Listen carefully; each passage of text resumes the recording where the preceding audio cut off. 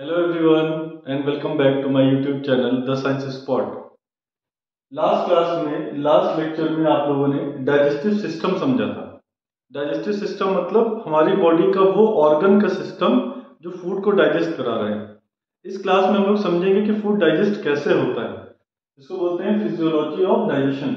Physiology क्या होता है? बॉडी के फंक्शंस। तो हमारी बॉडी कैसे फंक्शन करती है या हमारी बॉडी कैसे फूड को डाइजेस्ट करती है, उसको हम इस क्लास में पढ़ेंगे। अगर आपको याद हो तो हमारे डाइजेस्टिव सिस्टम में दो चीजें आती हैं बेटा। सबसे पहला पार्ट डाइजेस्टिव सिस्टम का होता है एलिमेंट्री कैनाल। हमारे डाइजेस्टिव सिस्टम में दो पार्ट आते हैं। पहला पार्ट होता है एलिमेंट्री कैनाल और दूसरा पार्ट हमारे डाइजेस्टिव सिस्टम का होता है बेटा डाइजेस्टिव ग्लैंड्स। हमारे डाइजेस्टिव सिस्टम में दो चीजें आते हैं। पहला क्या होता है? एलिमेंट्री कैनाल और दूसरा क्या होता है? Digestive glands. कैनाल का मतलब होता है रास्ता, नहर। वो रास्ता जिससे पानी गुजरता है उसको कैनाल कहते हैं। एलिमेंट्री कैनाल वो कैनाल है बेटा जिससे फूड गुजरता है और डाइजेस्ट होता है। तो एलिमेंट्री कैनाल वो रास्ता है हमारी बॉडी का जिससे फूड गुजरेगा और डाइजेस्ट होगा। जिसमें आपने प्रीवियस वीडियो में देखा है, माउथ आता है, buccal cavity, pharynx, mouth, buccal cavity, pharynx, oesophagus, stomach, small intestine, फिर लार्ज इंटेस्टाइन। तो ये जो हमारा माउथ से लार्ज इंटेस्टाइन तक का जो रास्ता है, लार्ज इंटेस्टाइन में भी किस पर? एनस पर। तो माउथ से एनस तक का जो रास्ता है उसी को बोलते हैं एलिमेंट्री कैनाल। एनस क्या होता है? हमारी बॉडी के पीछे की तरफ एक ओपनिंग होती है, इसको बोलते हैं एनस। इससे सॉलिड वेस्ट को बॉडी से रिमूव किया जाता है। ठीक है। किडनी से लिक्विड वेस्ट निकलेगा, यूरिन, और लार्ज इंटेस्टाइन से सॉलिड वेस्ट निकलेगा जिसको फीकल मैटर या फीसेस कहते हैं। सॉलिड वेस्ट को क्या बोलते हैं? फीकल मैटर, फीकल मैटर और फीसेस, ये हमारा सॉलिड वेस्ट होता है। मैंने आपको क्लियर किया हुआ है स्किटी सिस्टम में कि यूरिन से हम नाइट्रोजनस वेस्ट निकालते हैं। नाइट्रोजनस वेस्ट मतलब प्रोटीन वाला वेस्ट। और जो हमारा सॉलिड वेस्ट होता है फीकल मैटर या फीसेस, उससे हम कार्बोहाइड्रेट और फैट रिमूव करते हैं। भाई हमारे खाने में तीन मेन चीजें हैं। जब हम रोटी, चावल, आलू, मीठी चीजें खाते हैं तो उसमें कार्बोहाइड्रेट होता है। दाल खाते हैं उसमें प्रोटीन होता है, ऑयल होता है, उसमें फैट। तो जो रोटी, चावल, आलू और तेल है, ये सब का जो फूड डाइजेस्ट नहीं होता है, जो पार्ट डाइजेस्ट नहीं होता है, उसको हम फीसेस से निकालते हैं। और जो प्रोटीन डाइजेस्ट नहीं होता उसको हम यूरिन से निकालते हैं। क्लियर? हमारी बॉडी में हमारे डाइजेस्टिव सिस्टम में दो पार्ट है, एलिमेंट्री कैनाल और डाइजेस्टिव ग्लैंड्स। एलिमेंट्री कैनाल वो रास्ता है जिससे फूड गुजरता है और डाइजेस्टिव ग्लैंड्स वो ग्लैंड्स हैं जो डाइजेशन में हेल्प करते हैं, इसके फूड को डाइजेशन में हेल्प करते हैं। ग्लैंड्स क्या होता है? ग्लैंड होता है group of cells which secrete chemical substances. Cells का वह समूह जो कुछ केमिकल को बनाता है उसको बोलते हैं ग्लैंड। जैसे सलाइवरी ग्लैंड। सलाइवरी ग्लैंड कौन सा केमिकल बनाता है? सलाइवा, थूक या लार। तो ग्लैंड सेल्स का वह समूह है जो कुछ बनाता है। अब यहाँ पे डाइजेस्टिव ग्लैंड्स क्या है बेटा? वो ग्लैंड्स जो डाइजेशन में मदद कर रहे हैं, मतलब वो ग्लैंड जो ऐसी चीज बनाएंगे जिससे फूड डाइजेस्ट होगा, उनको बोलेंगे डाइजेस्टिव ग्लैंड्स। अब यहाँ पे आपको याद हो, एलिमेंट्री कैनाल में सबसे पहला पार्ट होता था माउथ।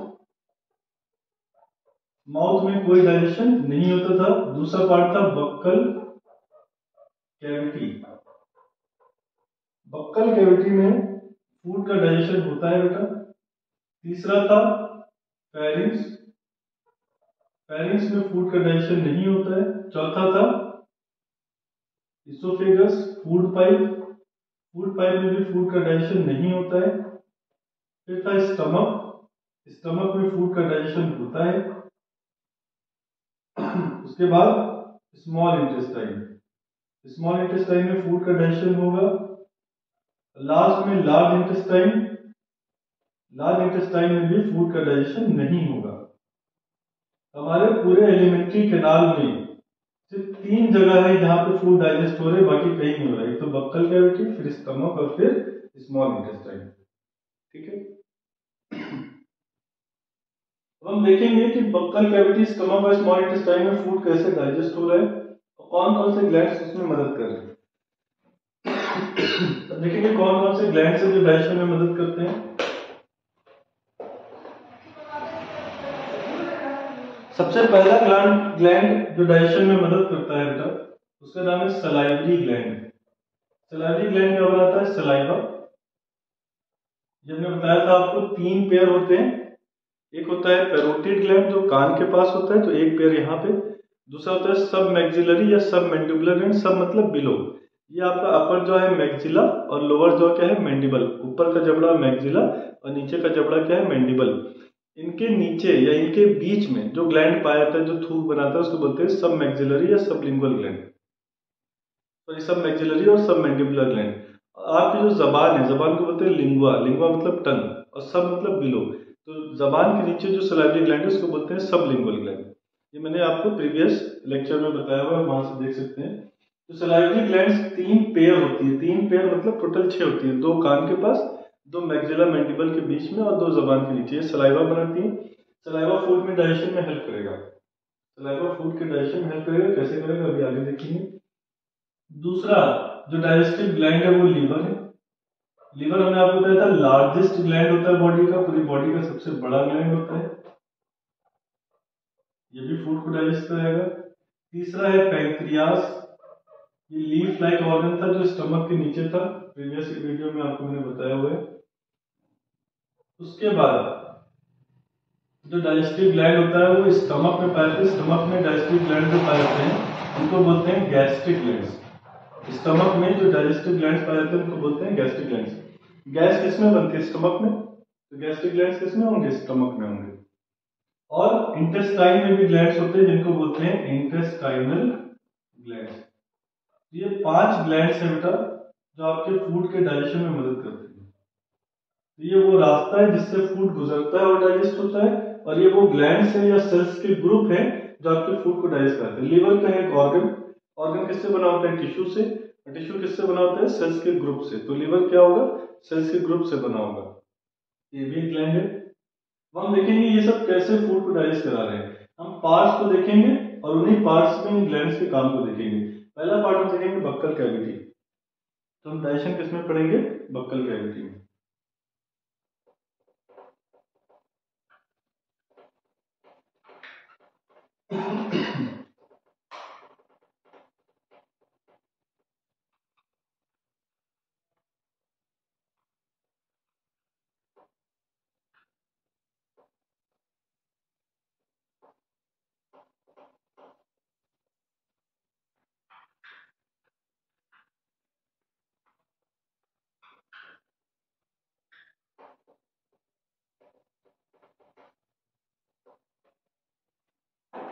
चलिए हम सबसे पहले देखेंगे डाइजेशन इन बक्कल कैविटी। बक्कल कैविटी में फूड कैसे डाइजेस्ट होता है।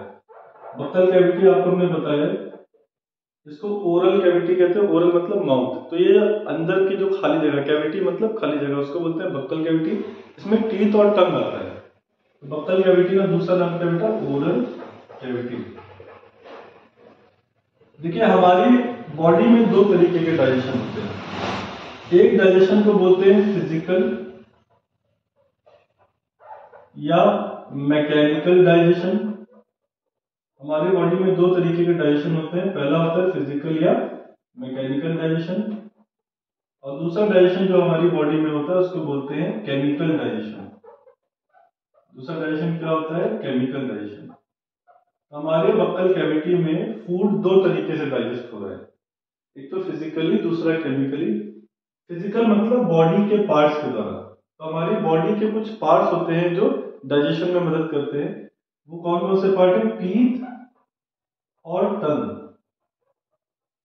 जो दांत होते हैं वो आपके खाने को चबाते हैं, और जो जबान होती है वो आपके खाने में सलाइवा को, थूक को मिक्स करता है, और सलाइवा डाइजेशन में हेल्प करता है। कैसे करता है अभी केमिकल डाइजेशन में देखेंगे। तो हमारे दांत और जबान ये बॉडी के फिजिकल पार्ट्स हैं, ये डाइजेशन में हेल्प कर रहे हैं। तो हमारे बक्कल कैविटी में एक तो डाइजेशन होता है फिजिकल, दूसरा होता है केमिकल। फिजिकल डाइजेशन होता है दांत और जबान से। केमिकल डाइजेशन किससे होता है? एंजाइम से। अभी हम आपको समझाएंगे एंजाइम क्या होता है।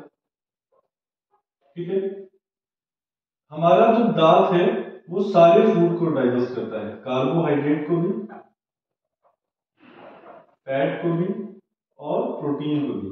भाई आप चाहे रोटी खाएं, चाहे आप दाल खाएं, चाहे आप कोई फैट वाली चीज खाए, सबको आपके दांत चबाएंगे। मतलब जो दांत है, टीथ, वो फिजिकल डाइजेशन कर रहा है सारे फूड का, चाहे आप कुछ भी खा लीजिए।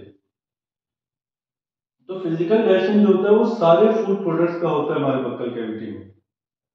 लेकिन केमिकल डाइजेशन जो होता है वो सिर्फ शुगर का होता है या स्टार्च का होता है। केमिकल डाइजेशन सिर्फ किसका होता है? स्टार्च का होता है। समझेंगे? केमिकल डाइजेशन केमिकल्स की मदद से होगा। और ग्लैंड्स क्या बनाते हैं बेटा? Glands are the group of cells which secrete chemical substances. Glands वो सेल्स का समूह है जो केमिकल सब्सटेंस बना रहे हैं। ग्लैंड्स कौन से केमिकल सब्सटेंस बनाते हैं? एंजाइम। एंजाइम नाम जो आया बेटा, एन का मतलब बायो में होता है इन, जैसे एंडोथर्मिक रिएक्शन जिसमें हीट अंदर आती है, और जाइम का मतलब होता है ईस्ट। एंजाइम वो केमिकल था जिसको सबसे पहले ईस्ट में डिस्कवर किया गया था। ईस्ट क्या है? ईस्ट एक फंजाई है, फफूंदी। ईस्ट एक फंजाई या फफूंदी है, इसमें सबसे पहले एंजाइम को डिस्कवर किया गया था। एंजाइम का काम क्या होता है? एंजाइम जो होता है ये इंक्रीज कर देता है। एंजाइम क्या करता है? इंक्रीज करता है रेट ऑफ रिएक्शन। जैसे कैटलिस्ट होता है केमिस्ट्री में जो रिएक्शन की स्पीड को बढ़ाता है, ऐसे हमारी बॉडी में एंजाइम होता है जो हमारी बॉडी की रिएक्शंस की स्पीड को बढ़ाता है। हमारी बॉडी में रिएक्शन कैसे हो रही है, कहाँ एरो चल रहा है, कहाँ पे प्लस हो रहा है। तो रिएक्शन का मतलब ये नहीं है बेटा कि प्लस का साइन लगा दे, मतलब हम लिख दे कि H2 plus half O2 gives out H2। Reaction का मतलब ये नहीं है कि प्लस होना चाहिए एरो होना चाहिए। रिएक्शन का मतलब होता है चेंजेस, बदलाव। हमारे आसपास या हमारी बॉडी के अंदर जो भी चेंजेस हो रहे हैं उसको बोलते हैं रिएक्शन। जैसे हाइड्रोजन एक गैस है, ऑक्सीजन एक गैस है, ये चेंज होकर के लिक्विड बना रहा है वाटर, तो यहाँ पे चेंज ही तो हो रहा है। तो रिएक्शन मतलब चेंज। तो हमारी बॉडी में भी रिएक्शंस हो रहे हैं, चेंजेस हो रहे हैं, जैसे डाइजेशन हो रहा है, सर्कुलेशन हो रहा है, रेस्पिरेशन हो रहा है, एक्सक्रीशन हो रहा है। इन सबको कौन रेगुलेट करता है? एंजाइम। एंजाइम हमारी बॉडी की चेंजेस की रेट को, रेट मतलब स्पीड को बढ़ाता है। अब यहाँ पे डाइजेशन में क्या चेंज हो रहा है? डाइजेशन में हम बड़े बड़े फूड को, डाइजेशन की डेफिनेशन क्या होती है? Digestion is the break down of complex food into simple form. Complex मतलब कठोर, बड़े। हम बड़े फूड को छोटे रूप में बदलते हैं, उसी को बोलते हैं डाइजेशन। जैसे हमने रोटी खाया, वो ग्लूकोज में बदल गया। अब रोटी बहुत बड़ी चीज है, रोटी को बोलते हैं कार्बोहाइड्रेट। कार्बोहाइड्रेट कई सारे ग्लूकोज से मिलकर बना होता है, और उसको हमने छोटे ग्लूकोज में तोड़ दिया, तो वो क्या है? डाइजेशन। तो एंजाइम क्या करता है? डाइजेशन में हेल्प करता है। अब सलाइवरी ग्लैंड जो होते हैं बेटा, हमने आपको बताया पहला जो ग्लैंड है हमारा वो क्या है? Salivary gland. Salivary gland saliva बनाता है, थूक बनाता है, लार बनाता है। उस सलाइवा में एक एंजाइम होता है, उस एंजाइम को बोलते हैं बेटा सलाइवरी एमाइलेज। सलाइवरी ग्लैंड में के सलाइवा में एक एंजाइम होता है, इसको बोलते हैं सलाइवरी एमाइलेज। इसका दूसरा नाम होता है टाइलिन। पी यहाँ पे साइलेंट है, टाइलिन। ये सलाइवरी एमाइलेज क्या करता है बेटा? सलाइवरी मतलब जो सलाइवा में हो, थूक में हो। एमाइलेज नाम आया हुआ है एमाइलम से। एमाइलेज एक नाम आया हुआ है टर्म से, एमाइलम से। एमाइलम का मतलब होता है स्टार्च। तो वो एंजाइम जो स्टार्च को डाइजेस्ट करता है, वो एंजाइम जो स्टार्च को डाइजेस्ट करता है या एमाइलम को डाइजेस्ट करता है, उसको बोलते हैं सलाइवरी एमाइलेज। तो हमारे बक्कल कैविटी में केमिकल डाइजेशन सिर्फ किसका होता है? स्टार्च का होता है। तो जब फूड का डाइजेशन शुरू होता है तो सबसे पहले माउथ में नहीं, बक्कल कैविटी में होता है। बक्कल कैविटी में सारे फूड का, चाहे वो कार्बोहाइड्रेट हो, चाहे फैट हो, चाहे प्रोटीन, सारे फूड का फिजिकल डाइजेशन तो होगा, दांत सबका डाइजेशन करेगा। लेकिन केमिकल डाइजेशन सिर्फ किसका होगा? स्टार्च का। स्टार्च क्या है? कार्बोहाइड्रेट, शुगर है। ठीक है? क्यों? क्योंकि हमारे बक्कल कैविटी में सिर्फ स्टार्च को डाइजेस्ट करने वाला एंजाइम होता है सलाइवरी एमाइलेज। फैट और प्रोटीन को डाइजेस्ट करने वाला एंजाइम नहीं होता है। जैसे प्लांट जब ग्लूकोज बनाते हैं फोटोसिंथेसिस में, तो वो ग्लूकोज को स्टोर करते हैं स्टार्च के रूप में। स्टार्च एक एग्जांपल है कार्बोहाइड्रेट। आपको समझ में आया? बक्कल कैविटी में सिर्फ केमिकल डाइजेशन स्टार्च का होगा या कार्बोहाइड्रेट का, फिजिकल डाइजेशन सारी चीजों का होगा। बक्कल कैविटी में कौन सा डाइजेस्टिव ग्लैंड होता है? सलाइवरी ग्लैंड, जो क्या बनाता है? सलाइवा। सलाइवा में कौन सा एंजाइम होता है? Salivary amylase. अब बक्कल कैविटी के बाद कौन सा पार्ट आएगा? स्टमक आएगा बेटा। हम स्टमक में डाइजेशन देखेंगे। बक्कल कैविटी के बाद हम किसका डाइजेशन देखेंगे? स्टमक का। तो नेक्स्ट आपका क्या है? स्टमक।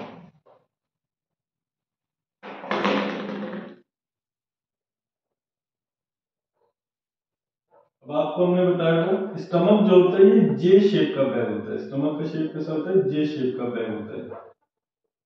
स्टमक एक जे शेप का बैग होता है बेटा।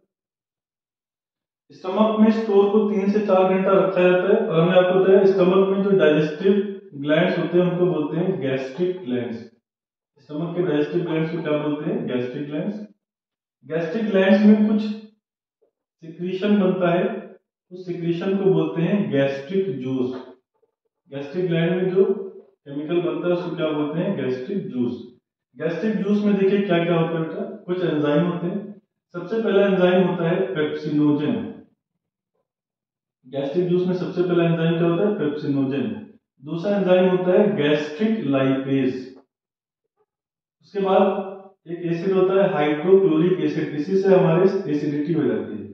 और उसके बाद हमारे गैस्ट्रिक जूस में होता है म्यूकस। म्यूकस क्या होता है? चिपचिपा सा पदार्थ होता है, जैसे जो हमारी नाक है, वो नाक बहती है, वो नाक म्यूकस है। म्यूकस एक चिपचिपा सा पदार्थ है जो उन जगह पे पाया जाता है जहां पे हमें बीमारी से बचाना हो। जैसे जो बैक्टीरिया वायरस है, जो बीमारी करने वाले हमेशा नाक वाक से घुसते हैं, तो नाक में ये बना करता है ताकि बैक्टीरिया वायरस आए तो ये बाहर निकालते हैं।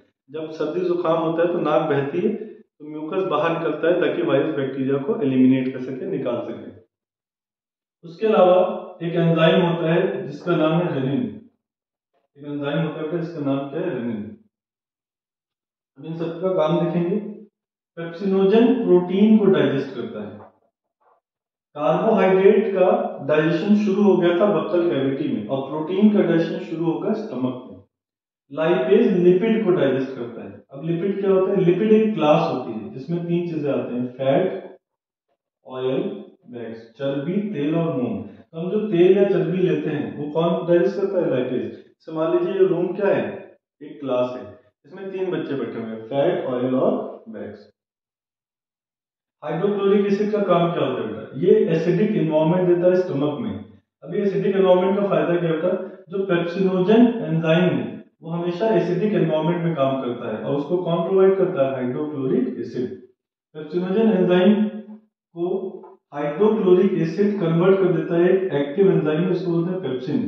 पेप्सिनोजन इनएक्टिव होता है, मतलब ये काम नहीं करता है। कब तक? जब तक हाइड्रोक्लोरिक एसिड नहीं बनता है। जब हम खाना खाते हैं तो हाइड्रोक्लोरिक एसिड का अमाउंट बढ़ जाता है, जिससे पेप्सिनोजन एक्टिव होकर बना लेता है पेप्सिन। अभी किसको डाइजेस्ट कर देता है? प्रोटीन को। उसके बाद म्यूकस क्या करता है बेटा? हाइड्रोक्लोरिक एसिड स्टमक की दीवार को नुकसान पहुंचा सकती है। तो जो स्टमक में ब्लड वेसल्स होती हैं जिसमें खून बहता है, अगर ये हाइड्रोक्लोरिक एसिड स्टमक की दीवार पे टकराई तो दीवार डिसॉल्व कर जाएगी, ब्लड वेसल भी डिसॉल्व करेगी जिसमें खून बह रहा है, और वो फटेगा और ब्लीडिंग होने लगेगी, जिससे फीसेस में, वेस्ट में ब्लड आने लगेगा, जिसको अल्सर कहते हैं। तो नहीं जाता अल्सर हो जाता है लोगों को, घाव जिसको कहते हैं घाव, वो इसी की वजह से होता है। तो म्यूकस हमारे स्टमक को घाव होने से बचाता है। रेनिन वो एंजाइम है जो मिल्क की प्रोटीन को, दूध में जो प्रोटीन पाई जाती है, दूध की प्रोटीन को बोलते हैं कैसीन प्रोटीन। तो रेनिन वो एंजाइम है जो दूध की प्रोटीन को, मिल्क की प्रोटीन को पचाता है, डाइजेस्ट करता है। मिल्क में जो शुगर होता है, दूध में जो शुगर होता है उसको बोलते हैं लैक्टोज शुगर। जब दही बनाते हैं किस में दिया जाता है? लैक्टिक एसिड में। और मिल्क में जो प्रोटीन होता है उसको बोलते हैं कैसीन प्रोटीन। उसको डाइजेस्ट कौन करता है? Rennin enzyme. जैसे जैसे हमारी, हम लोग जब छोटे होते हैं तो ये एंजाइम ज्यादा रहता है, तो दूध आसानी से पच जाता है।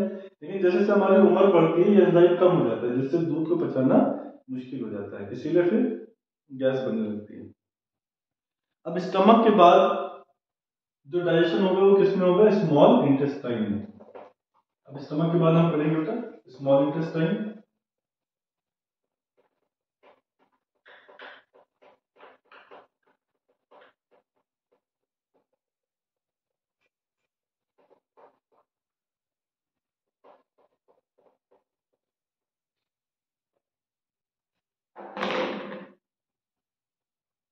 तो थर्ड पार्ट जो है जिसमें फूड डाइजेस्ट होता है वो है स्मॉल इंटेस्टाइन। आपको हमने बताया स्मॉल इंटेस्टाइन वो जगह है जहां पे फूड कंप्लीटली डाइजेस्ट होता है और फाइनली डाइजेस्ट होता है।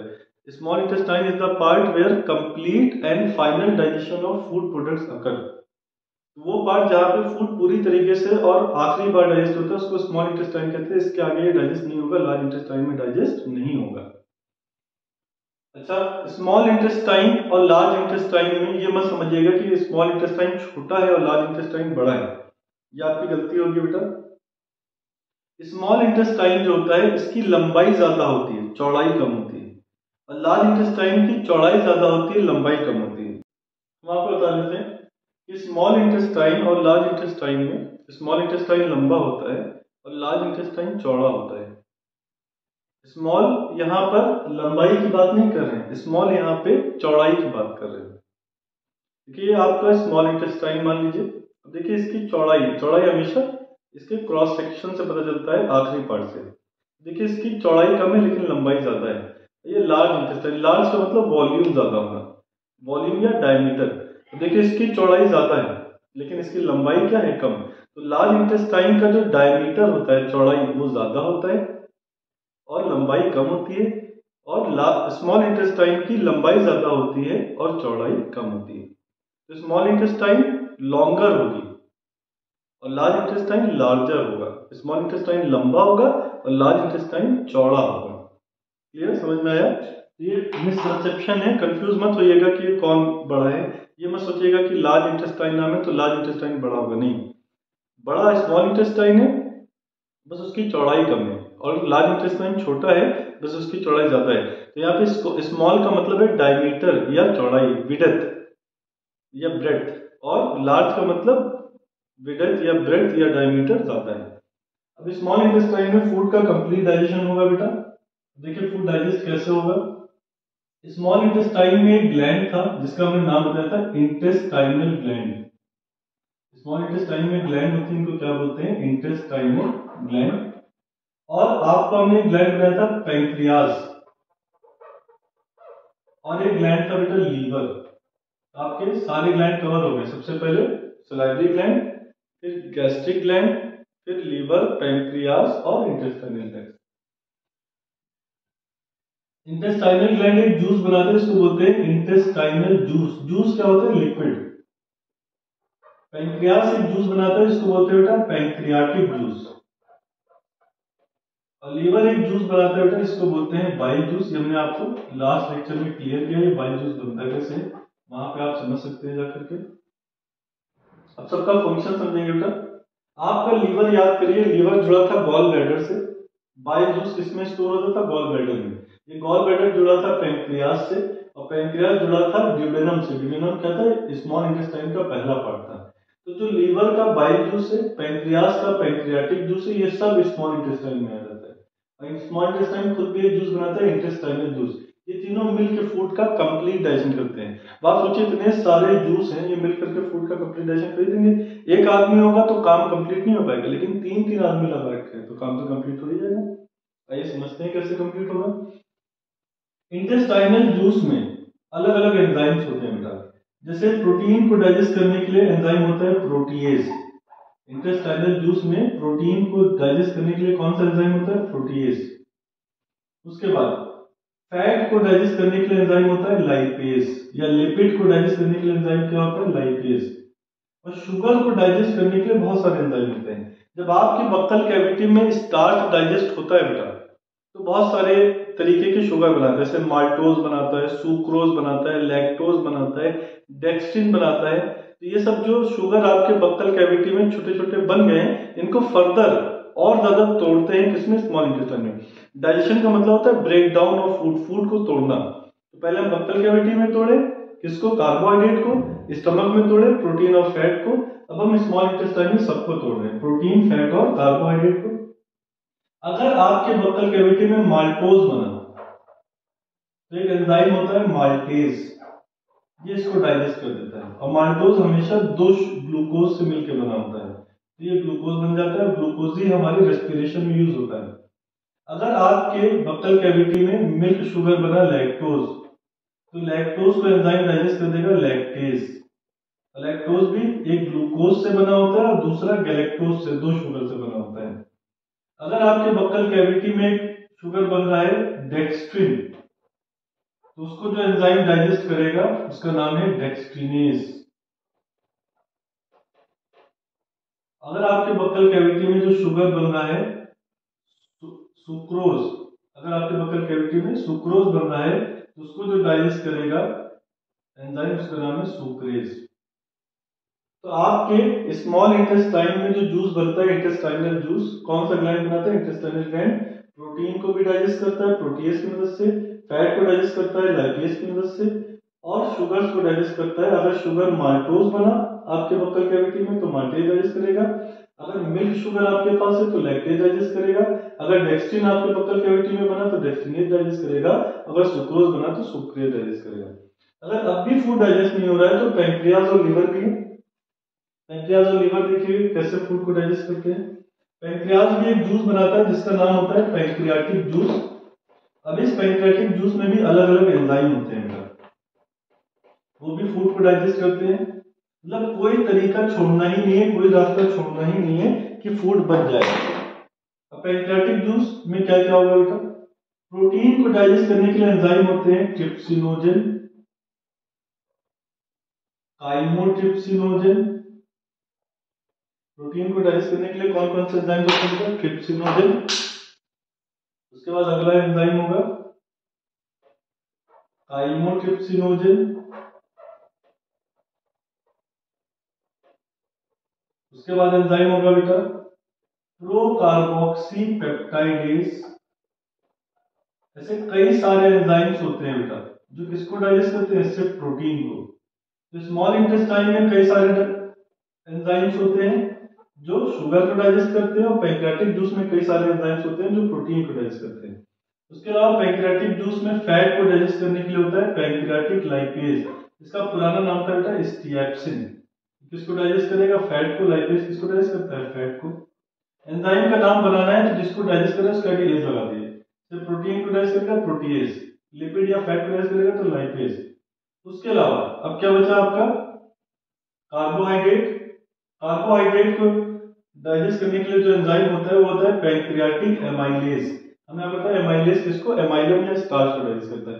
तो अगर स्टार्च बक्कल कैविटी में डाइजेस्ट नहीं हुआ है और आपके स्मॉल इंटेस्टाइन में आ गया तो बचे हुए स्टार्च को कौन डाइजेस्ट करेगा? Pancreatic amylase.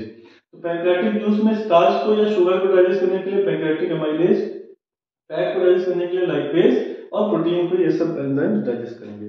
और लास्टली बाइल जूस। लीवर क्या बनाता है बेटा? Bile juice. ये भी आपके स्मॉल इंटेस्टाइन में आता है। तो हम बाइल जूस का फंक्शन समझेंगे, इसका क्या काम होता है, और फिर आपका ये टॉपिक कवर हो जाएगा। देखिए बाइल जूस क्या करता है। बाइल जूस का काम बड़ा यूनिक काम है, बहुत इंटरेस्टिंग काम है। ये आपको कई बुक्स में मिलेगा तो लेकिन समझ में नहीं आएगा। जो बाइल जूस का फंक्शन है बेटा वो आपको बुक्स में लिखा तो मिलेगा बट आपको समझ में नहीं आएगा कि कहना क्या चाह रहा है। तो आपको यहीं से समझ में आएगा कि बाइल जूस का फंक्शन क्या है। बाइल जूस का फंक्शन है इमल्सिफिकेशन ऑफ फैट। फैट मतलब चर्बी। इमल्सिफिकेशन का मतलब आपने छोटी क्लासेस में पढ़ा होगा इमल्शन, नहीं पढ़ा है तो आज पढ़ लेंगे। इमल्शन क्या होता है? जब हम ऑयल और वाटर को मिक्स करते हैं तो जो रिजल्टिंग सॉल्यूशन बनता है उसको बोलते हैं इमल्शन।